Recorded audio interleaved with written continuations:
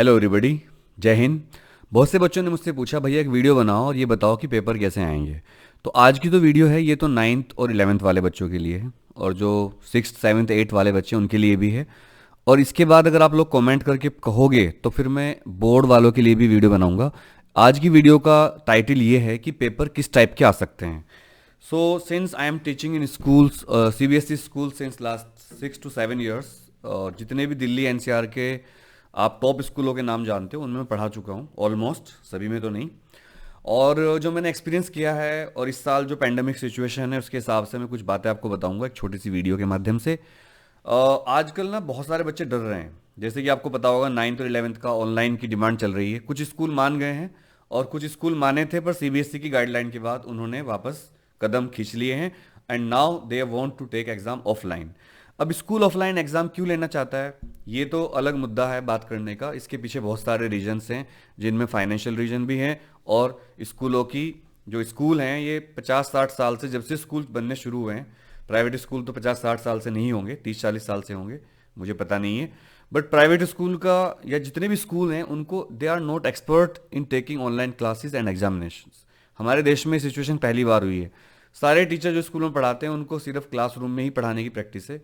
Even school छोड़िए, जो coaching centre हैं वो भी, मैंने ऐसे बहुत सारे टीचर देखे जो अच्छे कोचिंग माने जाते हैं, जिनके पास बहुत भीड़ रहती थी बच्चों की, और जब उन्होंने यूट्यूब पर वीडियो डाली तो उनके 20-25-100 व्यू आए मुश्किल से, और बाद में उन्होंने अपनी वीडियो डालनी बंद कर दी और प्राइवेटली बच्चों को पढ़ाना शुरू कर दिया कि वीडियो बनाई, उसका लिंक बच्चों को भेज दिया, जूम पर पढ़ा दिया और फीस ले ली। यानी कि ओपन प्लेटफॉर्म जैसे कि यूट्यूब, इस पर सबके बस की बात नहीं होती आना, इस पर टिकना बहुत मुश्किल होता है। इसका रीजन ये होता है कि इसमें कोई भी कुछ भी कमेंट कर सकता है, आपके लिए डिसलाइक कर सकता है, लाइक कर सकता है।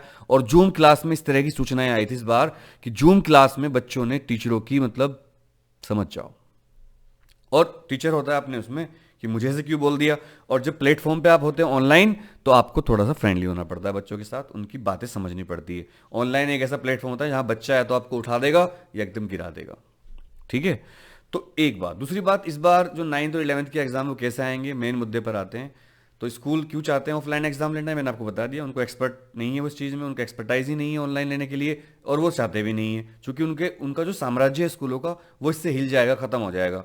स्कूल में जब आप घुसते हो गेट में, आपको जो वहाँ सिक्योरिटी गार्ड होते हैं वही आपको घुसने नहीं देते, पहले आपसे एंट्री करवाई जाती है। कुछ स्कूल तो इतना ड्रामा करते हैं जैसे वो किसी न्यूक्लियर सेंटर में एंट्री दे रहे हो, जहाँ पर बॉम्ब बनाने की प्रैक्टिस चल रही हो।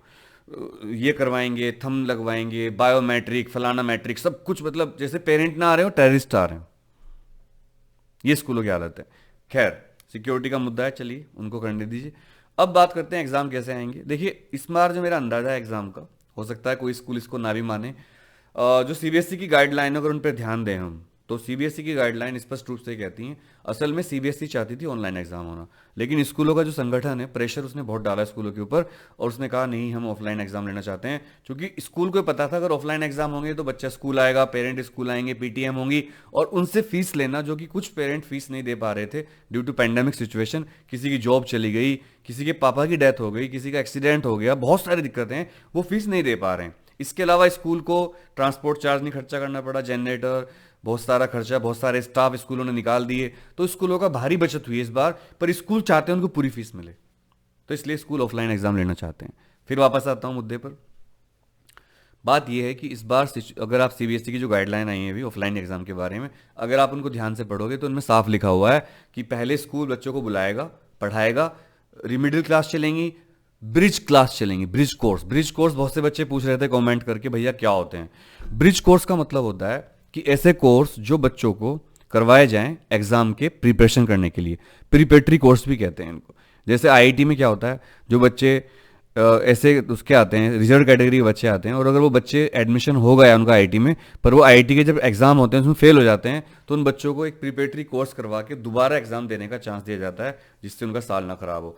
तो इस साल भी CBSE ने कहा भाई आप प्रिपरेटरी कोर्स करवाओ, आप ब्रिज कोर्स करवाओ, और बच्चों को आप तब एग्जाम लो। यानी कि CBSE इनडायरेक्टली कहना चाह रही है, ओपनली तो कह नहीं सकती, कि बच्चों को पास कर देना, बच्चों को फेल मत करना। यही बात मैंने अभी लाइव में कही थी, मैं लाइव था, तो बहुत से बच्चों को लग रहा था ये बात सही नहीं है।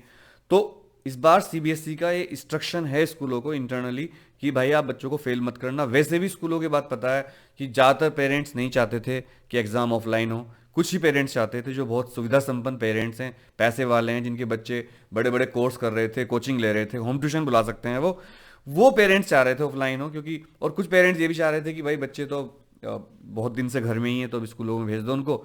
तो ये तो एक अलग बात है, पर स्कूलों के ऊपर प्रेशर रहेगा।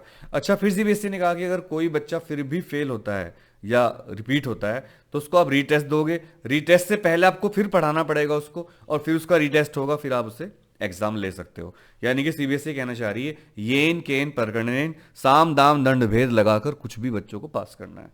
वैसे भी पेरेंट्स इस बार गुस्से में हैं, क्योंकि पेरेंट्स बोल नहीं पा रहे हैं, क्योंकि पेरेंट्स थोड़ा बच्चे की सिक्योरिटी के लिए स्कूल से भिड़ते नहीं हैं।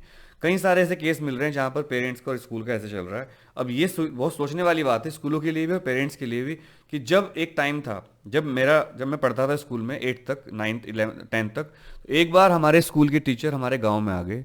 भाई साहब, आप यकीन नहीं करोगे, मैं ऐसा हो गया जैसे पता नहीं भगवान आ गए हो, पागल सा हो गया मैं। और मैंने अपना पूरा गांव में घर घेर अलग अलग होते हैं, तो घेर में एक ही कमरा था हमारे बड़ा सा, तो मैंने उसको साफ किया, खाट होती हैं, तकिया लगाया, पानी छिड़का, कच्ची जमीन होती है वहाँ पर, बहुत कुछ किया, कढ़ी चावल बनवाए उनके लिए, कढ़ी चावल दाल, मतलब I was pressurising my parents कि उनकी इतनी वो करो आप, जैसे पता नहीं कौन आ गया हो। इतना रिस्पेक्ट हमारे अंदर आज भी है।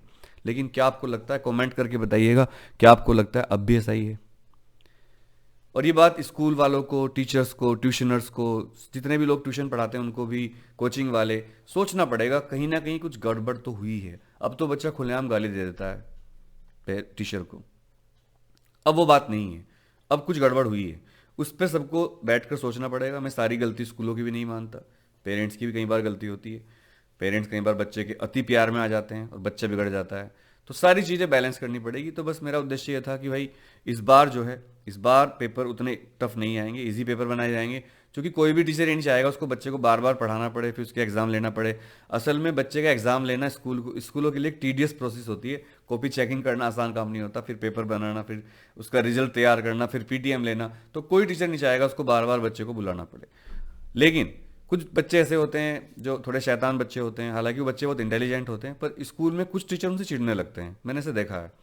वो सोचते हैं बच्चा बेकार है, लेकिन वो बच्चा बेकार नहीं होता, वो असल में क्लास का सबसे इंटेलिजेंट बच्चा होता है।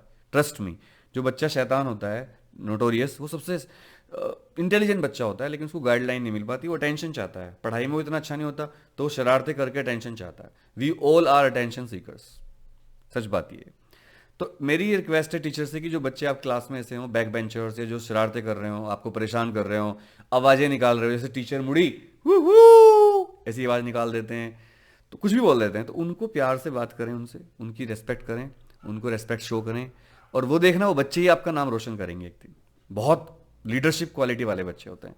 तो भाई 9th और 11th वाले बच्चे, ये जो तुम बातें करते हो, ये कर लूंगा, वो कर लूंगा, सुसाइड कर लूंगा, ये छोड़ो यार, ये बहुत छोटा एग्जाम है, भी तुम हंसोगे एक दिन बड़े होकर, जब तुम IAS, PCS, doctor, engineer, YouTuber, कुछ भी बन सकते हो आप फ्यूचर में। तो जब आप बनोगे तो आप याद करना अपने भाई की बात, कि आप हंसोगे यार मैं कैसी बातें करता था उस टाइम, इतने छोटे छोटे एग्जाम के लिए। अभी बहुत सारे एग्जाम लेगी लाइफ, और बहुत कुछ देगी आपको वापस। तो पेपर ईजी आएंगे, और बच्चों को फेल नहीं किया जाएगा इस बार। बहुत कम चांस होगा कोई बच्चा फेल हो जाए, कोई ज़्यादा ही गड़बड़ है तो उसको भी रीटेस्ट देकर पास कर दिया जाएगा। परेशान मत होइए। I love you all. जो भी दिक्कत हो एग्जाम के बारे में, किस सब्जेक्ट में आपको ज़्यादा प्रॉब्लम है वो कमेंट कर दीजिएगा, किस सब्जेक्ट के नोट्स चाहिए वो कमेंट कर दीजिएगा, किस सब्जेक्ट की इंपॉर्टेंट क्वेश्चन चाहिए वो नोट कर दीजिएगा। क्या आपने मेरी 9th और 11th की इंपॉर्टेंट वीडियो देखी है क्वेश्चन की, वो कमेंट करिएगा। अगली वीडियो कौन से चाहते हैं वो भी कमेंट करिएगा। चैनल को अपना प्यार देना ना भूलें। जय हिंद।